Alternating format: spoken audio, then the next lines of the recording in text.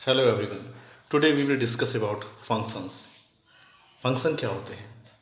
Function भी एक type का रिलेशन होता है, बट हर रिलेशन फंक्शन नहीं होता है। तो कौन सा रिलेशन फंक्शन होगा, आइए देखते हैं। देखिए, फंक्शन को जो मैंने डिफाइन किया है यहाँ पर, a relation from A to B, ये सेट ए और ये सेट बी है। A relation from A to B is a function if every element of set A has one and only one image in set B.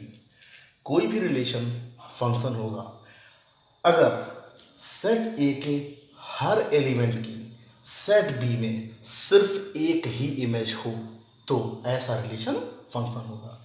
मैंने यहाँ पर condition लिख दी है for a function कि पहली चीज़ तो कि every element of set A will have an image, मतलब सेट ए जो पहला सेट लेंगे, रिलेशन भी कोई सेट ए से सेट बी में ही होता है, तो जो फर्स्ट सेट होता है उसके हर एलिमेंट की एक इमेज होनी चाहिए, मतलब कोई भी एलिमेंट छूटा ना रहे।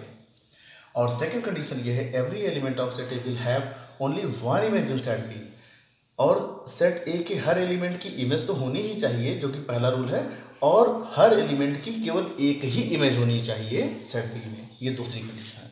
अब इसको हम जरा एक्सप्लेन करते हैं कैसे हम जानें कि कोई रिलेशन फंक्शन है या नहीं है। जैसे ये सेट ए से सेट बी में एक रिलेशन है, ये फंक्शन है या नहीं। तो सेट ए में आप देखिए ए बी सी 3 एलिमेंट्स हैं, ठीक है ना, जिसमें से ए की इमेज क्या है 2 और बी की इमेज क्या है 3। सी की इमेज क्या है, कोई नहीं, सी की तो कोई इमेज ही नहीं है, यानी कि यहाँ पर एक एलिमेंट छूट गया जिसकी कोई इमेज नहीं है, जो कि रूल 1 था यहाँ पर कि every element of set A will have an image, तो वो फेल हुआ है यहाँ पर, इसीलिए ये जो है ये फंक्शन नहीं है।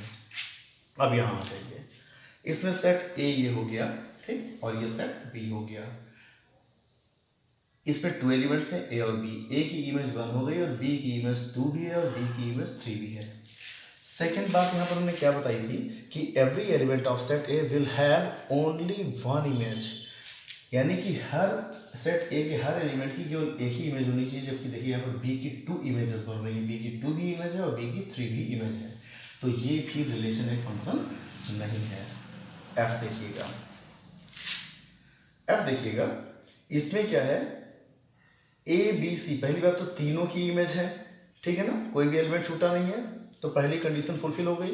और दूसरी क्या है कि ए की इमेज 1, बी की इमेज 2, मतलब एक ही इमेज है बी की सिर्फ एक ही इमेज है वो है 2, और सी की भी सिर्फ एक ही इमेज है वो भी 2, तो यानी कि सेट ए के सारे एलिमेंट्स की एक इमेज है और केवल एक इमेज है, इसीलिए ये फंक्शन होगा, ये रिलेशन एक फंक्शन होगा।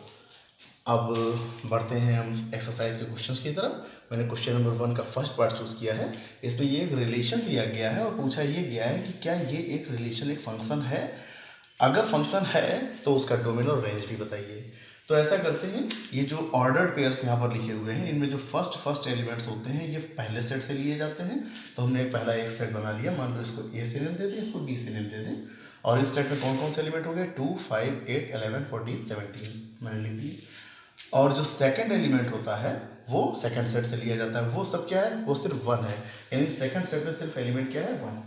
अब जो एलिमेंट जिससे जुड़ा हुआ है उसको कनेक्ट कर देते हैं, 2 जो है 1 से 5 भी 1 से, सारे एलिमेंट 1 से ही कनेक्टेड है, ठीक है ना।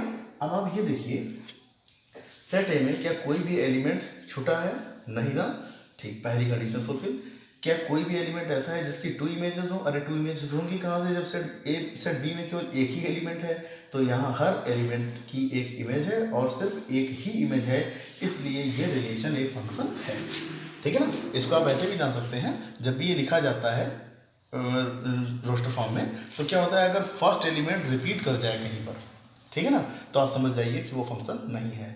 अब देखिए फर्स्ट एलिमेंट्स हैं क्या 2 5 8 11 14 17, ठीक है ना। क्या इसमें कोई भी एलिमेंट फर्स्ट वाला रिपीट किया कि मतलब 8 था तो 8 कहीं और आया हो, या 11 था तो 11 कहीं और भी आया हो फर्स्ट एलिमेंट, नहीं ना, इसीलिए all these are not repeating, hence they have unique images, यानी कि इन सबकी क्या है यूनिक इमेज, अगर रिपीट होते तो 11 यहाँ होता है 11 यहाँ होता है, यानी 11 की 2 इमेज हो जाती है, ठीक।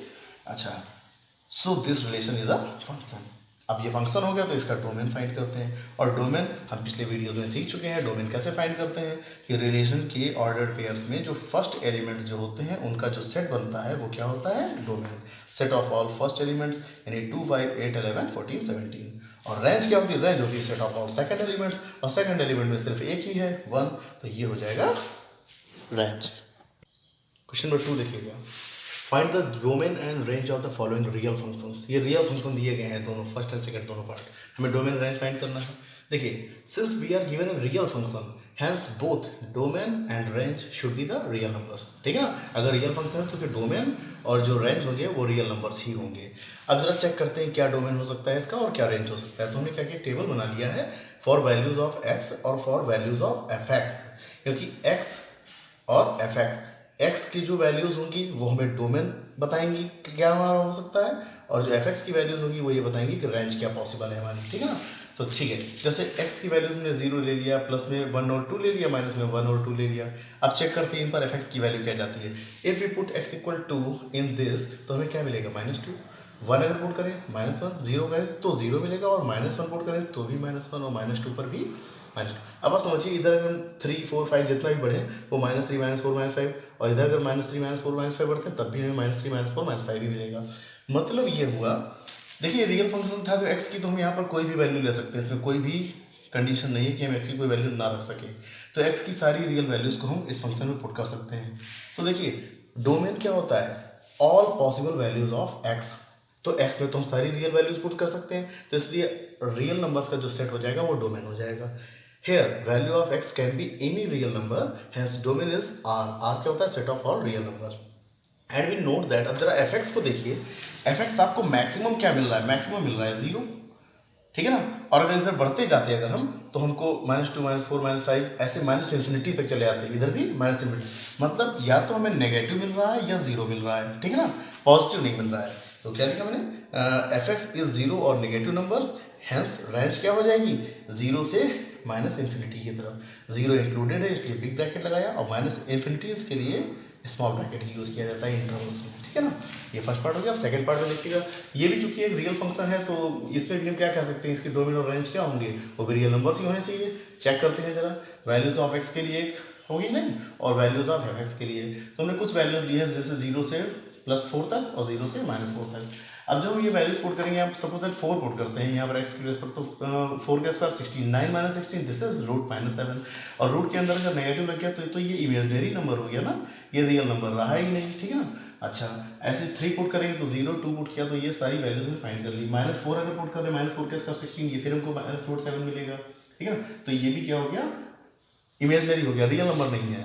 अच्छा, तो आप ये देखिए जरा कि x की वैल्यूज जैसे ही आप एफ एक्स में x की कौन कौन सी वैल्यूज पुट कर पा रहे हैं। जैसे ही आपने 4 पुट किया तो एफ एक्स आपको क्या मिल रहा है, ये इमेजिनरी नंबर मिल रहा है, रियल तो मिल नहीं रहा है। तो रियल फंक्शन की डेफिनेशन ही रुक रही है यहाँ पर।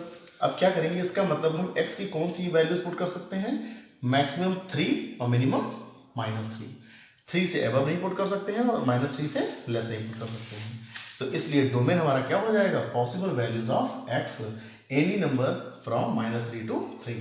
मतलब -3 से 3 के बीच में आप तक या कोई भी नंबर रख लीजिए, तो ये डोमेन हमारा हो गया। चूंकि ये दोनों इंक्लूडेड है इसलिए बिग ब्रैकेट। रेंज क्या है, possible values of F x की जो पॉसिबल वैल्यूज होंगी, एफ एक्स की पॉसिबल वैल्यूज में आप देखें तो आपको क्या मिल रहा है, मिनिमम मिल रहा है 0, नेगेटिव तो जाना ही नहीं है, कहीं कुछ नहीं आएगा नेगेटिव, ठीक है ना, क्योंकि नेगेटिव यही नहीं। अच्छा, ये मिल रहा है मिनिमम 0, और मैक्सिमम क्या मिल रहा है 3 से अबव नहीं जा रहे हैं, तो 0 to 3, any number from 0 to 3, तो 0 से 3 ये इसका रेंज हो जाएगा। 5 नंबर क्वेश्चन देखिए, find the range of each of the following functions. जैसे पहला पार्ट है f x is equal to 2 - 3x, where x belongs r, यानी x सारे रियल नंबर से ले सकते हैं बट x ग्रेटर देन 0, ठीक है ना। हमें रेंज फाइंड करनी है, ठीक है। देखते हैं एफ एक्स की पॉसिबल वैल्यूज क्या आ रही हैं। तो गिवन क्या है, x ग्रेटर देन 0। अब हम इस x ग्रेटर देन 0 को एनी हाउ x को हम 2 - 3x बनाने की कोशिश करेंगे। तो इसके लिए सबसे पहले हम 3 बनाए, तो 3 से मल्टीप्लाइंग बाई 3 बोथ साइड, दोनों तरफ 3 से इसमें मल्टीप्लाई होगा तो ये 0 हो जाएगा और ये 3x हो जाएगा। अब -1 से बोथ साइड मल्टीप्लाई करते हैं क्योंकि इसके आगे नेगेटिव बनाना है, तो जब माइनस से मल्टीप्लाई करेंगे -3x हो जाएगा और यहाँ 0 रहेगा, लेकिन एक चेंज हो जाएगा। जब भी ये माइनस से बोथ साइड मल्टीप्लाई करते हैं तो ये इनइक्वालिटी चेंज हो जाती है, ग्रेटर देन के बजाय ये लेस देन हो जाएगी, ठीक है। अब इसके बाद क्या करते हैं, एडिंग टू बोथ साइड, इधर ऐड 2 करेंगे तो 2 - 3x, इधर 0 + 2 ये 2 हो जाएगा। ये 2 - 3x क्या है, यही तुम्हारा क्या है f(x). अच्छा, यानी x जब हमने ग्रेटर देन 0 लिया तो f(x) क्या हो गया, लेस देन 2। मतलब लेस देन 2 इट मीन्स ये यहाँ पर इक्वल, आप इसको 2 इंक्लूड नहीं करेंगे, इसमें 2 इंक्लूडेड नहीं रहेगा, तो 2 और उससे लेस वैल्यूज यानी कि minus infinity to 2। Second part देखिए, F x is equal to X square, X belongs R, ठीक है ना। अच्छा, we know that square of a number will always be positive और जीरो। अगर किसी नंबर का हम स्क्वायर करें तो या तो पॉजिटिव होगा या जीरो होगा।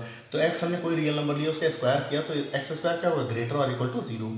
अब हमें एक्स स्क्वायर प्लस 2 को देखना है, तो हम क्या करें, दोनों तरफ 2 ऐड कर दें, तो x square plus 2 is greater और इक्वल टू 2।